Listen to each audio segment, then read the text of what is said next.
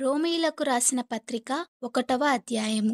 యేసుక్రీస్తు దాసుడును అపోస్తలుడుగా నుండుటకు పిలువబడిన వాడును దేవుని సువార్త నిమిత్తము ప్రత్యేకింపబడిన వాడునైన పౌలు, రోమాలో ఉన్న దేవుని ప్రియులకందరికీ అనగా పరిశుద్ధులుగా ఉండుటకు పిలువబడిన వారికందరికీ శుభమని చెప్పి వ్రాయునది. మన తండ్రి అయిన దేవుని నుండియు ప్రభువైన యేసుక్రీస్తు నుండియు కృపా సమాధానములు మీకు కలుగునుగాక. దేవుడు తన కుమారుడును మన ప్రభువునైన యేసుక్రీస్తు విషయమైన ఆ సువార్తను పరిశుద్ధ లేఖనములయందు తన ప్రవక్తల ద్వారా ముందు వాగ్దానము చేసెను. యేసుక్రీస్తు శరీరమును బట్టి దావీదు సంతానముగాను, మృతులలో నుండి పునరుత్థానుడైనందున పరిశుద్ధమైన ఆత్మను బట్టి దేవుని కుమారుడుగాను ప్రభావముతో నిరూపింపబడెను. ఈయన నామము నిమిత్తము సమస్త జనులు విశ్వాసమునకు విధేయులగునట్లు ఈయన ద్వారా మేము కృపను అపోస్తులత్వమును పొందితిమి. మీరును వారిలో ఉన్నవారై యేసుక్రీస్తు వారుగా ఉండుటకు పిలువబడియున్నారు. మీ విశ్వాసము సర్వలోకమున ప్రచురము చేయబడుచుండుటను బట్టి మొదట మీ అందరి నిమిత్తము యేసుక్రీస్తు ద్వారా నా దేవునికి కృతజ్ఞతాస్తుతులు చెల్లించుచున్నాను.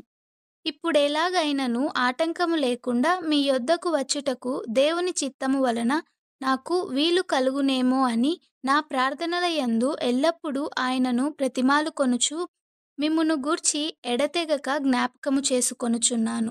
ఇందుకు ఆయన కుమారుని సువార్త విషయమై నేను నా ఆత్మయందు సేవించుచున్న దేవుడే నాకు సాక్షి.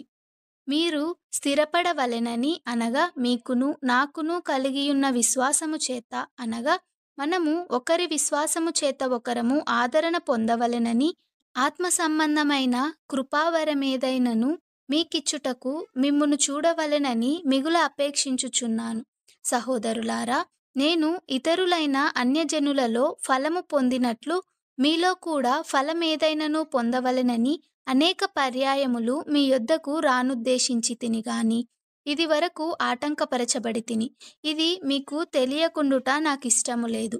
గ్రీసు దేశస్థులకును గ్రీసు దేశస్థులు కాని వారికిని జ్ఞానులకును మూఢులకును నేను రుణస్థుడను. కాగా నా వలనైనంత మట్టుకు రోమాలోని మీకును సువార్త ప్రకటించుటకు సిద్ధముగా ఉన్నాను. సువార్తను గూర్చి నేను సిగ్గుపడువాడను కాను. ఏలయనగా నమ్ము ప్రతివానికి మొదట యూదునికి గ్రీసు దేశస్థునికి కూడా రక్షణ కలుగజేయుటకు అది దేవుని శక్తి అయి ఉన్నది. ఎందుకనినా నీతిమంతుడు విశ్వాసమూలముగా జీవించునని వ్రాయబడిన ప్రకారము విశ్వాసమూలముగా అంతకంతకు విశ్వాసము కలుగునట్లు దేవుని నీతి దాని యందు బయలుపరచబడుచున్నది. దుర్నీతి చేత సత్యమును అడ్డగించు మనుష్యుల యొక్క సమస్త భక్తిహీనత మీదను దుర్నీతి మీదను దేవుని కోపము పరలోకము నుండి బయలుపరచబడుచున్నది. ఎందుకనగా దేవుని గూర్చి తెలియశక్యమైనదేదో అది వారి మధ్య విషదమై ఉన్నది. దేవుడు అది వారికి విషదపరిచెను. ఆయన అదృశ్య లక్షణములు అనగా ఆయన నిత్యశక్తియు దేవత్వమును జగతుత్పత్తి మొదలుకొని సృష్టింపబడిన వస్తువులను ఆలోచించుట వలన తేటపడుచున్నది గనుక వారు నిరుత్తరులై ఉన్నారు. మరియు వారు దేవుని ఎరిగియు ఆయనను దేవునిగా మహిమపరచలేదు, కృతజ్ఞతాస్తుతులు చెల్లింపను లేదు గాని తమ వాదముల యందు వ్యర్థులైరి. వారి అవివేక హృదయము అంధకారమయమాయెను. తాము జ్ఞానులమని చెప్పుకొనుచు బుద్ధిహీనులైరి.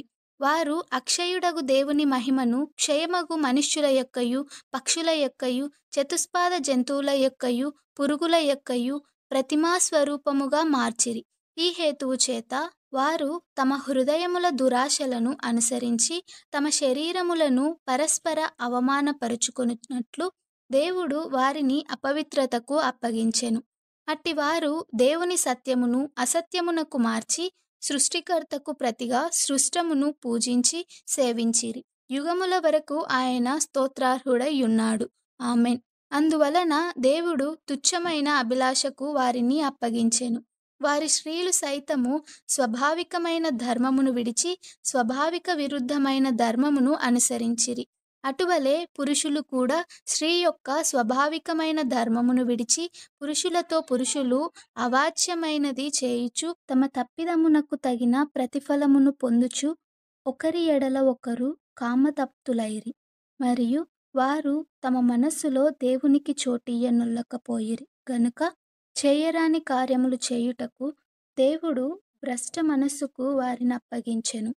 అట్టివారు సమస్తమైన దుర్నీతి చేతను, దుష్టత్వము చేతను, లోభము చేతను, ఈర్ష్య చేతను నిండుకొని మత్సరము, నరహత్య, కలహము, కపటము, వైరమను వాటితో నిండిన వారై కొండెగాండ్రును, అపవాదకులును, దేవద్వేషులును, హింసకులును, అహంకారులును, బింకములాడువారును, చెడ్డవాటిని కల్పించువారును, తల్లిదండ్రులకు అవిధేయులును, అవివేకులును, మాట తప్పువారును, అనురాగరహితులును, నిర్దయులు నైరి.